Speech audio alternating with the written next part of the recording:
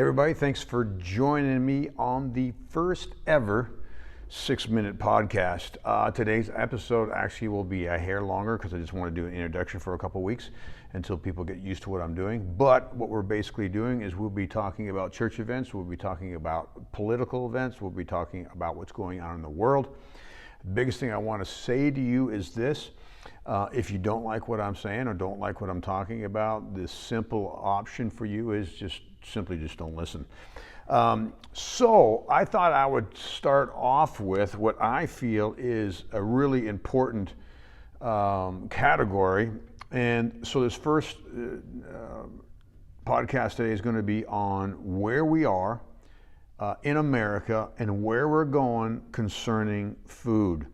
Now, I will break this up most likely into 3 podcasts since they're only 6 minutes long, but I want to read you a bunch of facts and then we'll take a few moments and we'll just talk about them. So, fact number 1, we have already seen to date a 9% increase on food. The biggest question we have to answer is this: are we going to see more? Are we going to see more of an increase?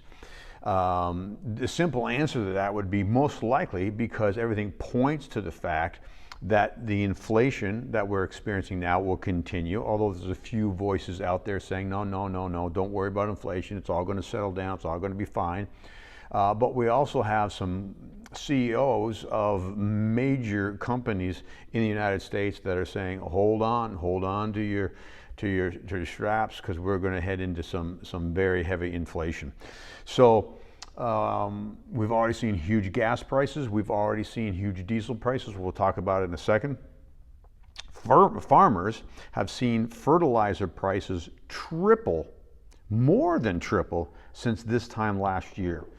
So that's a very important factor.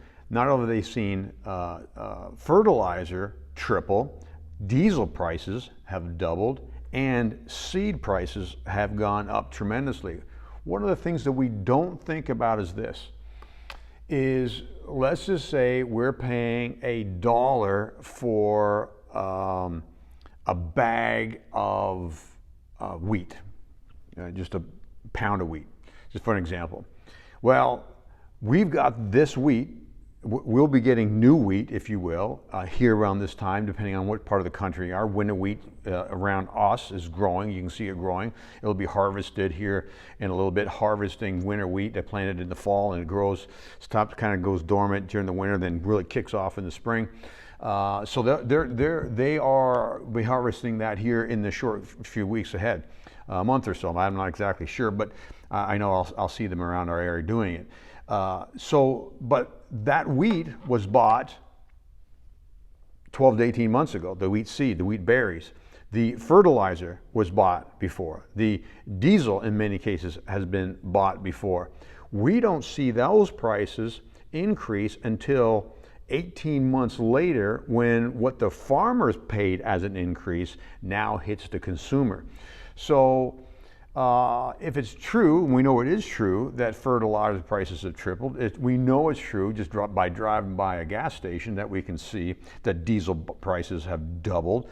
All that goes into the price of the farmer, and all that goes to a point where we can say, we know if it cost 50 cents for a farmer, say, to produce a pound of wheat that we pay $1 for, but now he's paying $1 for the same supplies to produce the same thing, we're going to be going from $1 to $2. So we know food's going to increase.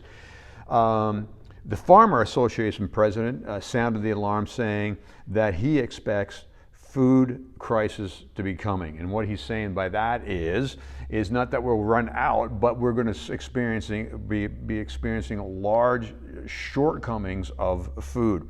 The CEO of Goya Foods says that we are on the precipice of a food shortage. Food banks around the country are scrambling because they have large shortages of food to supply to people who need the food bank services. Nitrogen-based fertilizers are made from natural gas.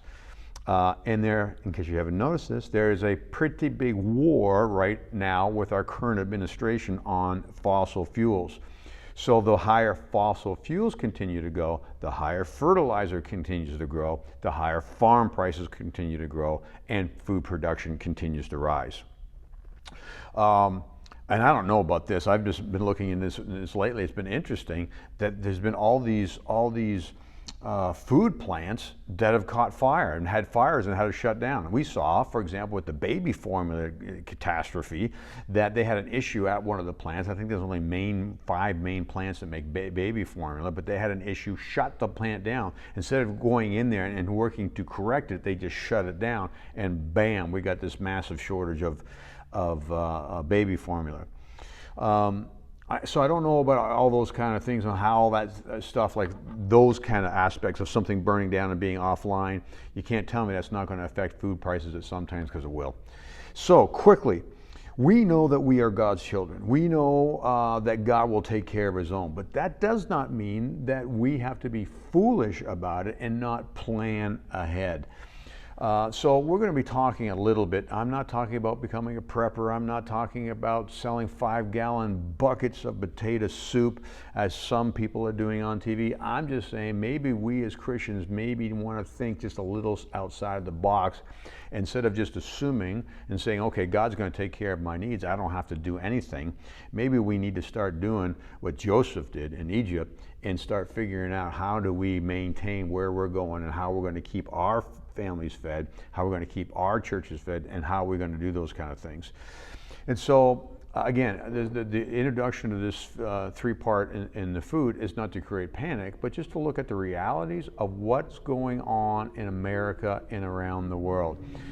We know we bought some eggs the other day, and it was like $5 or something for the dozen eggs. I know we used to pay less than half that. We're all doing that. And if that's going to continue to increase, then we need to begin to think ahead. We're going to take some time over a couple weeks and talk about planning ahead. Biblically, we're planning ahead. What other church and ministries are doing, what I think we should probably be doing and at least be thinking about and talking about. Anyways, we appreciate you joining us for this first launch of the podcast, the 6-minute podcast. We appreciate you joining me. I appreciate you joining me and spending a few moments with me. God bless you. We love you. We'll have another one for you next week. Thanks.